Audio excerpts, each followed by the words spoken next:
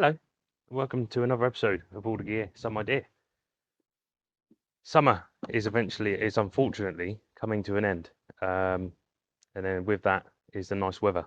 So we're going to start getting limited to what we can do out here on the Cortina. But I am pleased to say work has been taking over during the kids' 6 weeks holiday. I've had the last 2 weeks off of work, and we've made some progress. There's a few things coming in this video. I'm going to show you what I've been up to, obviously. There's some bits on the engine I need to show you. That's actually now not with us for a very good reason. Plenty of welding has taken place.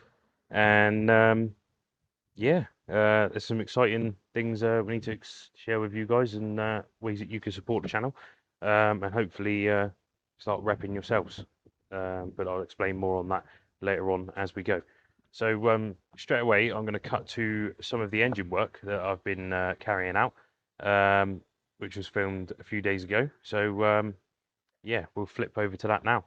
See you in a sec. Right then, guys, so I was getting bored of the welding, so I thought I'd start doing bits to the engine. You can see I've started to clean it up and paint it on the main part of the block. We've put the top halves of the main bearings in, and you can see we've got these little wax strips here on the main bearing journals. That's called plastic gauge. What I'm going to do is put the big end bearings on with the new shells, tighten them down to spec, and then we'll pull them back off again. And obviously that little bit of wax strip or plastic gauge, as it's called, will spread out. We've got this gauge that we use with it, and obviously we'll measure that according to the thickness of the plastic gauge once the bearing caps come off. And if it's below 25 thou, I believe, which is that one there, the one bang in the middle, as long as we're below, sorry, between that one and 1 thou, I think we can have between that and that. Yeah, that's right. Yeah, we can have between 2.5 and 1. If they're any smaller, that means it hasn't pushed it down enough and the clearance is too big.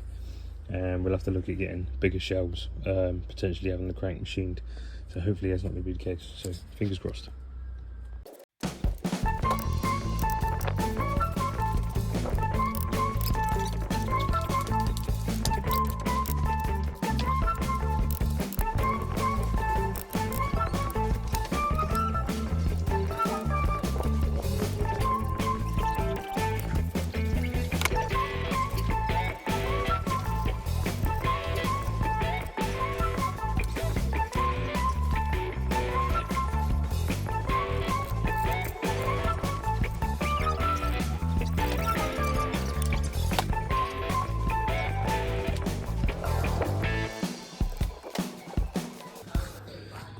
So I was taking all the bearing caps off on the mains, and you can see the plastic gauge is squashed down. And please say 2.5 was where we needed to be. Any lower than that, and we would have had to put bigger shells in. But as you can see, the plastic gauge is bigger than the 2.5, and that is the case mostly across the board, which is great because that means I haven't got to do any machining potentially or get any oversized bearings. So that will do nicely. I'll be doing exactly the same with the big end bearings next after I put all the main bearing caps on, but I'm going to put the mains in now with a bit of assembly lube and spin it up, because next thing you need to do is when you've tightened down the main bearing caps after you've plastic gauged it is you tighten them up one by one and just make sure the crank still spins after you've tightened one up. Because obviously that will give you a good indication as to whether the journals have ovaled or whether the crank itself was bent. I don't think that is the case because the engine did turn fine before I took it apart, but you never know. Right then, yeah, so as you saw in that previous clip, you can see that the engine block itself is in relatively good condition, especially with the main bearings. The clearance on that was absolutely fine. However, after that, there was a bit of an issue with the actual bores themselves. So I had the new pistons ready to go to drop into the cylinder bores, and I took the top compression ring off of the piston put that actually in the bore to measure the piston ring gap using some feeler gauges. And unfortunately, the spec of the cylinder bore was out. I think it should be between 0.4 and 0.6. Sorry, 0.04 and 0.06 of a millimeter. One of the two. It's in the Haynes manual. If you're interested, drop a comment and I'll look it up and post a picture for you. Anyway, long story short, it was out of spec by quite a bit large amount. It was over a millimeter at the bottom of the bore and just below a millimeter at the top of the bore on the piston ring gap. So that has meant that the replacement engine is going to be rebored. It's a bit exciting because it means it's now going to be a 2.1 rather than just a 2 litre. So obviously with that comes perhaps a little bit of carb tuning, but we'll come to that when we get to that. We're a long way away from that yet. Still got some wiring to sort out on here. Finish off the last bit of welding, which I'm probably going to do today. Sorry, no, I am going to do today. But yeah, so that's that. So big thank you to the guys at Saunders Engineering because they're doing that. I believe they're going to do a couple of little B-rolls and explain exactly what they've been doing for us. So we'll chuck another video up of that once I get that footage. But yeah, in the meantime, let's show you what I've been up to. Right then, so an update of what's been going on. The front end is pretty much as it was, not really done a lot with that, apart from put the wheels back on, and I've put the car on all fours. So you can see it's on axle stands in all four corners now. That'll be as it stays, I think, now, before it goes on the road.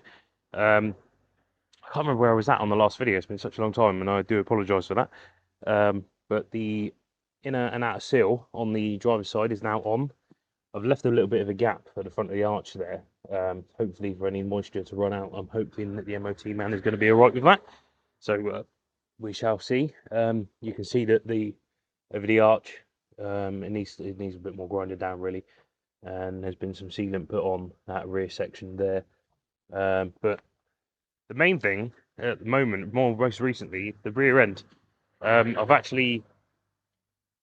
You'll notice on older videos that the boot lid was a slightly different colour to here and on the top of the boot lid.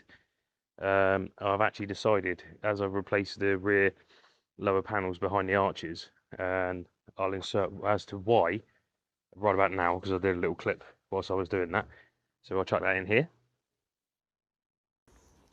That expanded foam is put in from the factory as, I believe, a sound deadening measure. So they would have put the panels together and then just squirted a load of expanding foam down in that gap. So I've tried to dig as much of it out as I can, but obviously it's quite hard to do. It's quite a orifice, shall we say, to get to.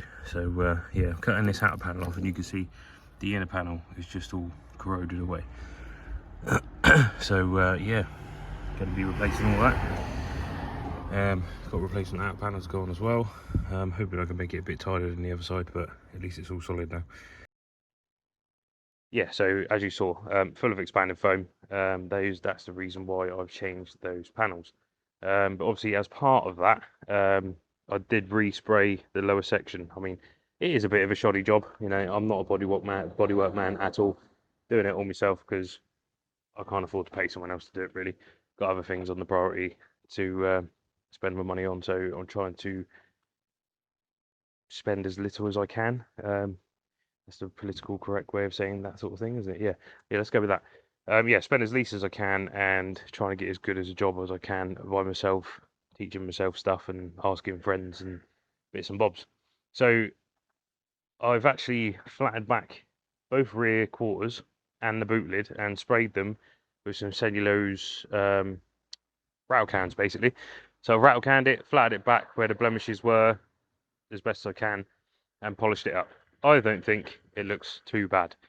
I'm quite happy with it. You know, I don't want it to be a concourse car. As I've said before, it's now not rusty. It's now solid. The only thing I do need, and it's really annoying me, is a little bung to go in there. I have ordered some on eBay, but that's really annoying that that fuel cap doesn't sit flush. Sorry, it helps if I put the camera in the pointing camera right direction, wouldn't it? Yeah, it'd really help when that comes. So yeah, I'll be doing that. Anyway, let's head underneath the rear end and I'll show you exactly what's been going on under here. So I've still got some bits to sort out under the spare wheel well, as you can see, but I've been cleaning bits up and etch priming them, ready for some stone chip or underseal. I'm going to be dropping the rear axle next, getting the springs out. I've got some lowering springs coming to put in. Just going to drop it with about 30 mil, along with the gas shocks I've ordered that are going in. And I'm going to get a wire wheel up in the shock mounts and up in the spring turrets and get all them cleaned up. Slap some underseal in there so that doesn't rust. There is some surface rust appearing, so hopefully that doesn't turn into any holes and we get some more mission creep. Again, if you see some shoddy welding, yeah, I did do it. I'm not going to say I didn't do it. But yeah, I'm not a professional welder. I'm just giving it a go and see what happens, basically. So yeah. So as you can see, we've got a new inner panel here now. Obviously, still need some rust proofing, etc. And obviously, that panel on the outside is new as well. Along with some pits on the inner arch with some extremely shoddy welding, but it is all solid. I'm not complaining at the end of the day. It's all going to be hidden with some nice stone chip and stuff afterwards. The rear valance, the inner rear valance was shot at the bottom, so I've cut all the rusty stuff out, welded in some fresh metal. Don't ask what happened there. That was a hole that just got bigger and bigger, and I decided to keep welding it. So as you do, much like around the fuel filler here, again, there was a small hole there. There's now not a hole. It's now solid. So I'm happy with that. Yeah, the inner panel again is new on the inside here, as is some of the metal up here and everything. As I say, it's all nice and solid now. It's not going anywhere. This car is more solid than it's been in a very long time. That stuff there is actually some Gorilla waterproof coat and seal, it's called. I decided to use it instead of seam sealer because the seam sealer I used on the inside, you might have seen on an earlier video, it started to dry up and go all cracky and stuff.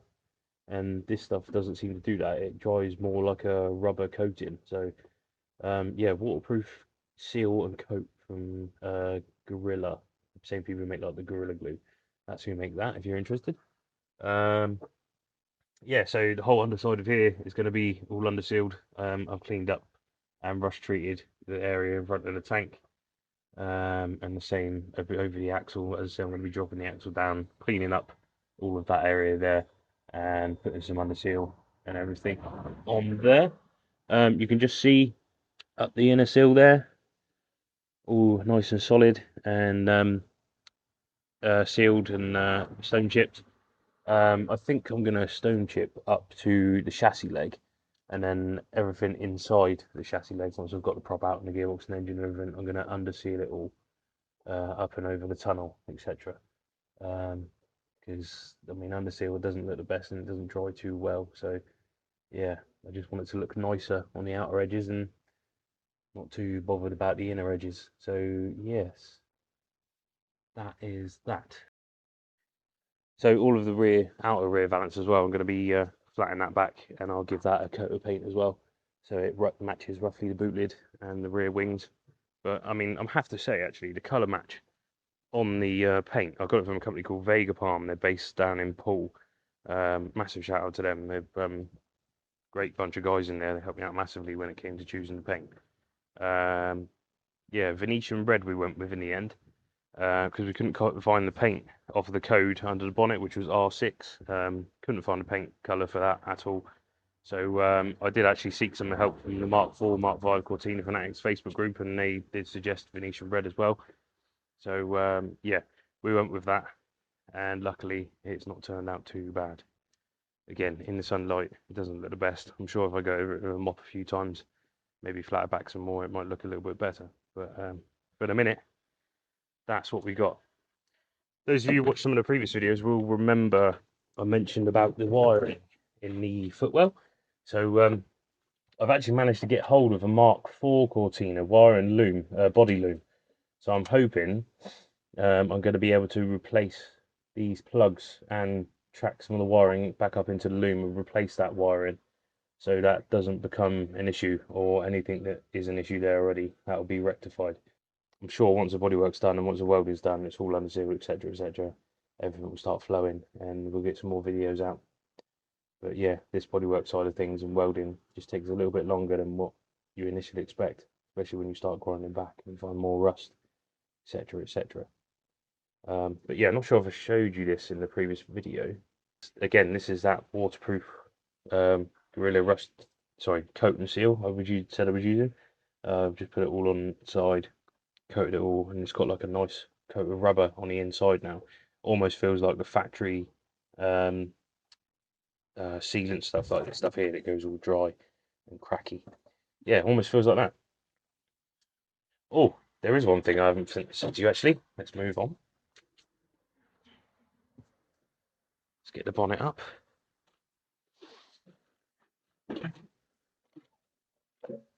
So then, I mentioned in a previous video how there was a brake fluid leak previously that was obviously leaking down under the master cylinder, past the servo, and down onto the chassis leg, which has caused all this paint to become damaged underneath. But it turns out that brake fluid was still present.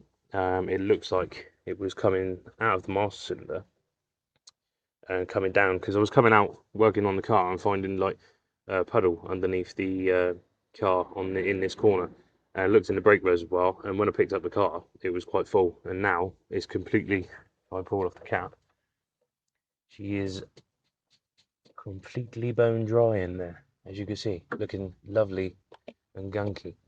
So yeah, I've ordered a new master cylinder. Hopefully the brake pipes will come off nicely. That'll be great. But yeah, we're gonna do a little video on changing that and bleeding up the system. Obviously, once the new engine's in, because all that will be coming out anyway. Because I'm going to be flattening all this back, and I'm just going to go satin black with it under the bonnet. At the end of the day, it's under the bonnet. It's not going to be a show car. As long as I'm happy with it, that's all that matters, really. So yeah, that's around about it, really. I've got some new headlights to go in. Managed to get some new old stock units, so they'll look all right, hopefully. But yeah, I mean, under the bonnet, there's going to be loads of rust treatment going on, I think. Going to be getting the wire wheel in there. Hopefully, don't find any more holes, but you never know. Yeah, everything will be stripped out. Wire wheel it all. We'll get all that done. Spray it all up with some satin black. Might even do some filler primer first. And yes, get that sorted. One thing I am struggling to find is if I head on over to the other side, you guys might be able to help me with this. On the wiper arms, you got like the nut that holds the spindle into the bodywork. Obviously, you can see mine's missing its plastic cap. There should be a little plastic cap over it. But obviously, that nut is not looking in the best condition. I'm just wondering if anyone knows where we could perhaps get a replacement spindle nut for the wiper linkage. That'd be great. If you could leave a comment down below or drop a link in there, that'd be fantastic. And yeah, that's one less thing for me to worry about. So yeah, let me know on that front.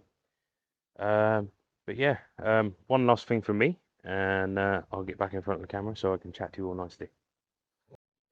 Right then, guys, hello. Yeah, we've been gaining traction as a channel over the past few months, and that's all thanks to you guys. Thank you very much for that. We're now on just over 1,000 subscribers, so yeah, very small in the world of YouTube, but to us, that's quite big. So for me and from George, I'm sure he'll echo it as well. Thank you very much. We have now launched a merch range. We are now in the merch world. You can pick up the Resurrection Cortina Border Gear Some Idea t-shirts. We've got t-shirts with just our logo on. I believe there's hats on there. There's stickers on there. You can get yourself a little thermos bottle. There's all sorts on there. So if you do want to support us, at the moment we're just working with a company who make it all for us, and then they give us a bit of a kickback on what they make. So obviously that will help support us. Other than that, yeah, thanks again. If you do like this video, then give it a like. Please subscribe to the channel if you haven't done already.